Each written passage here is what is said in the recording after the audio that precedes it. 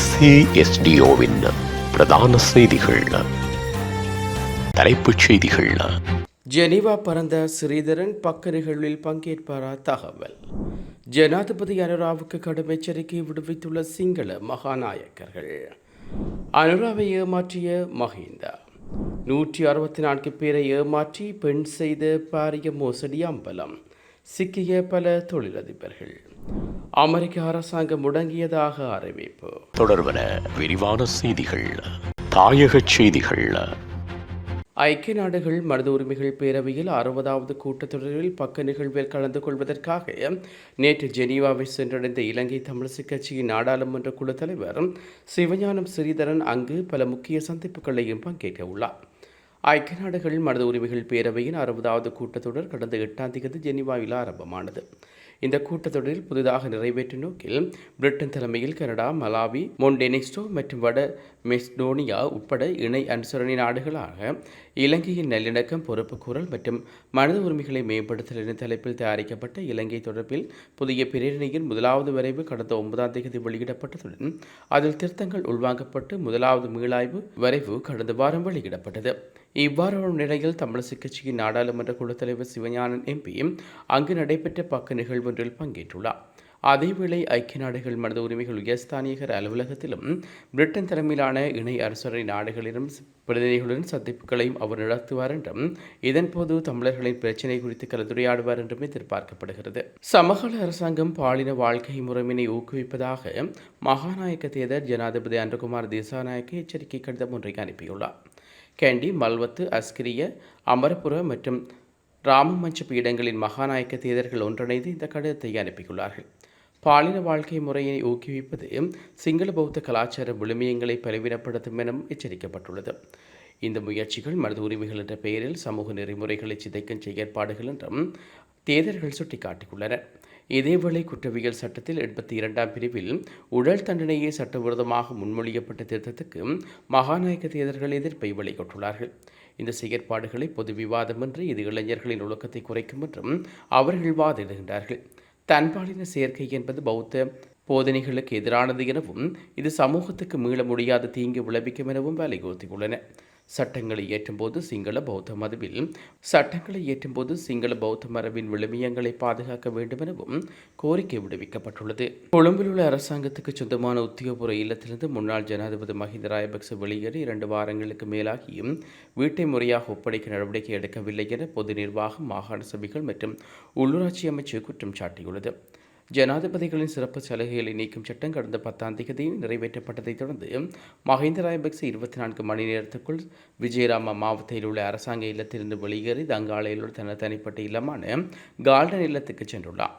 இதன்போது 2 வாரங்களுக்குள் வீட்டை உத்தியோகபூர்வமாக அரசாங்கத்திடம் ஒப்படைக்க நடவடிக்கை எடுக்கப்படும் என மஹிந்த ஊடகங்களுக்கு தெரிவித்திருந்தார். 2 வார கால அவகாசம் 24ஆம் தேதியுடன் நிறைவடைந்து இது தொடர்பாக நினைவூட்டல் அனுப்பப்பட்டுள்ளதாக அமைச்சின் உயர் அதிகாரி ஒருவர் தெரிவித்துள்ளார். இந்த வீட்டின் பட்டியல் உட்பட பொருட்கள் ஜனாதிபதி செயலகத்துக்கு சொந்தமான எனவும் வீடு மற்றும் வளாகத்தின் உரிமை அமைச்சின் கீழ் உள்ளது எனவும் அந்த அதிகாரி கூறியுள்ளார்.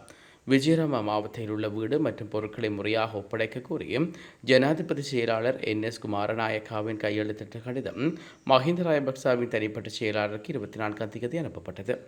அவருக்கு வழங்கப்பட்ட வாகனங்கள் முறையாக ஜனாதிபதி செயலகத்திடம் ஒப்படைக்க வேண்டும் எனவும் அதே கடிதத்தில் அறிவுறுத்தப்பட்டுள்ளது. மஹிந்தாவுக்கு குண்டு துளைக்காத கார் மற்றும் லென்ஸ் கவர் கார் வழங்கப்பட்டுள்ளதாகவும் கூறப்பட்டது. குண்டு துளைக்காத வாகனம் ஏற்கனவே பழுது பார்ப்பதற்காக ஜனாதிபதி செயலகத்தில் ஒப்படைக்கப்பட்டுள்ளதாகவும் வட்டாரங்கள் தெரிவித்தன. முன்னாள் ஜனாதிபதிகளுக்கு அவர்களின் மாதாந்த ஓய்வூதியத்துடன் கூடுதலாக வழங்கப்படும் செயலக கொடுப்பனவு மற்றும் மாதாந்த அதிகபட்ச மதிப்பு 900 லிட்டர் எரிபொருளுக்கு உட்பட்டு செலுத்தப்படும் எரிபொருள் கொடுப்பனவு ஆகியவை 10ஆம் தேதி முதல் செலுத்தப்படாது எனவும் ஜனாதிபதியின் செயலாளர் கடிதத்தில் வலியுறுத்தியுள்ளார்.